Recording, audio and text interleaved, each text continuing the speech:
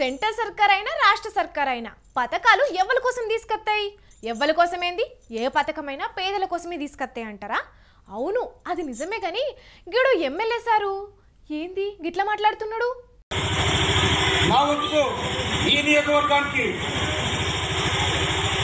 3500 ఇళ్ళు వస్తాయి.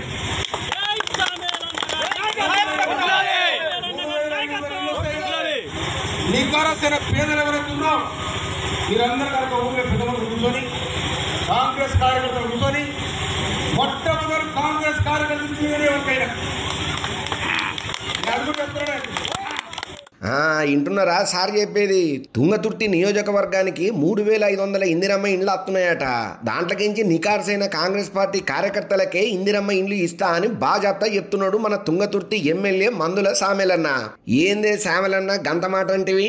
ఏ సర్కారైనా పథకాలను పేదల కోసం తీసుకొత్తది గాని మీరేందే కాంగ్రెస్ పార్టీ కార్యకర్తల కోసానికని ఇందిరమ్మ ఇండ్ల పథకం షాల్ చేసినట్టే చెప్తున్నావు.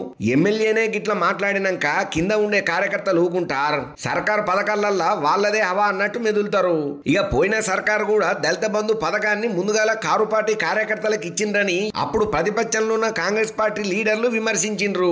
ఇప్పుడు మీరు అధికారంలోకి వచ్చినాక మీరు కూడా గట్టనే చేస్తే ఎట్లనే అని అంటున్నారు మందుల సామిలు సార్ మాటలైన తుంగతుర్తి ప్రజలు.